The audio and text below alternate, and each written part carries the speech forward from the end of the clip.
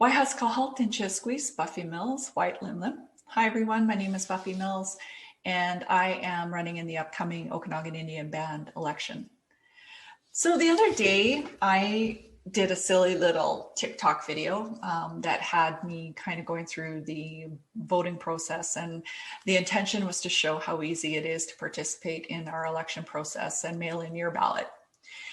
Just, for silliness, giggles. Anyways, today I thought I would do something that's a little bit more serious. And I wanted to talk about the importance of voting, because I do feel that it is really important for us to participate. And that's for a number of reasons. I think first, it's a real opportunity to have your voice heard. And it's an opportunity to determine who our leadership is. It's an opportunity to set and determine the priorities of our community, and certainly has the impact of directing the organization and the band in a certain way, right? So whoever you're voting for really does set the tone at the table, and hopefully when you're voting, you're selecting members that are aligned with your values, because then that reflects the decisions at the table then reflect what the community wants and what the community needs. So I've done a little bit of analysis. So when I look at the data, we have about 1,400 members that are of eligible voting age. And about 41% of our members that are eligible to vote are voting. And that number's not too bad, right? However, I will say that it is below the voting turnout rates for First Nations in BC. So that's, and it's about 10% lower. So that's about 53% of First Nations in BC vote in provincial election. And so when you look at it in that way, we are not in line with the rest of our population. So we're a little bit low. The other thing that was really interesting in looking at the numbers is that it's stable. So to put that into context, just looking at the last two elections, for example. In 2017, there were 584 members that voted in the election. In 2019, there was 585. Now that tells me a couple of things, because the number isn't changing. That tells me that there's stability, and the numbers are fairly consistent like that for at least the last decade.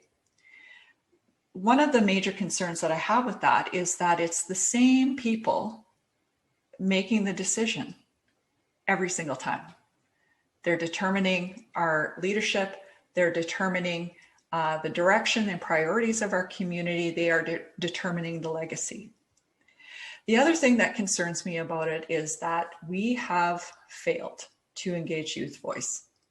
And I say that because if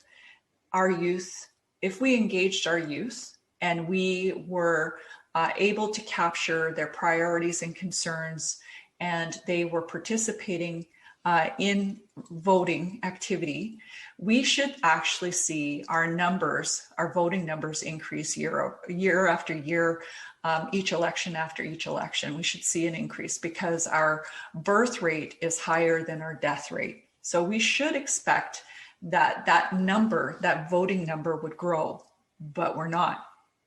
So it tells me that we have not engaged that voice. And that's really sad, actually, when you think about it, because youth bring fresh perspective and they bring creativity to the table. And so there's a real opportunity to learn from our youth, to have a fresh perspective on how we move as a community forward. The other thing that's interesting is that it also suggests that our off-reserve members aren't participating as much in the election process. And certainly when I've talked to people, I've heard that. I've heard members say that they don't feel like they have anything to contribute. I've heard people say that they feel kind of left out and out of touch. And I've also heard people say that they feel like their voice is irrelevant and that they've been told as much. That's terrible. I too have heard that. I've experienced that. I've had people kind of suggest to me that because I don't live on reserve, that somehow my voice isn't relevant. I've heard that, because I haven't lived on reserve, that I don't have a clue about what's happening in community. And I just want to say that that's ridiculous. I've lived on everybody else's reserve except my own, not by choice, but because I actually couldn't live on my reserve. I never had a choice to live on reserve in my community. And certainly individuals who have made the choice to leave community have left because they felt like they had no other choice. They're either following economic pursuits, or maybe they're leaving because they can't live in a condemned home anymore. Housing is a real issue. The economics in our community is a real issue. Lack of jobs, lack of good paying employment is an issue. And that is one of the reasons why we have communities leaving and members that are out there are not coming back, because there is no place for them to go and there is no place for them to work. So, and to be clear, that anytime we're marginalizing a membership voice, colonization is winning. And I wanted to say that because it's a terrible thing when our own people are discriminating against and marginalizing our own members and suggesting that somehow they have nothing to contribute. I want to talk about a little bit of history here. There was a time in our nation when we would have nation members, our members, not just our members, but nation members used to travel great distances, and they would gather, ironically enough, right where we vote.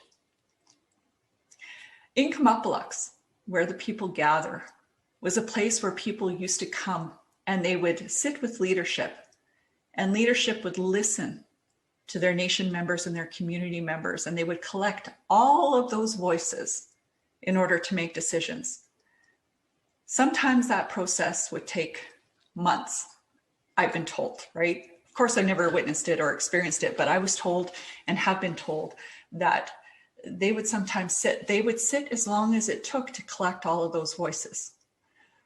Now, granted, that's not what we have now. We have a colonial practice that literally tears apart our community every 2 years. It creates significant conflict. It divides families. And for what? For 11 seats at a table. 11 seats at a table, that's what that does. It's a colonial practice. And it's unfortunately the only practice we have at this time until we as a membership get together and collectively determine what our election process should look like. So until then, this is the only process we have to have our voices heard. So I hope this resonated with you. And I hope that you feel inspired to vote and to participate. And I also hope that maybe people will do a little bit of reflecting on how colonization is impacting your day-to-day life and your interactions with community members and youth on or off reserve. Just to reflect a little bit about that and reflect a little bit on how this colonial practice is really designed to divide and conquer us. And maybe it'll motivate our membership to want to reclaim this process and make it our own. And with that, White Lim Lim.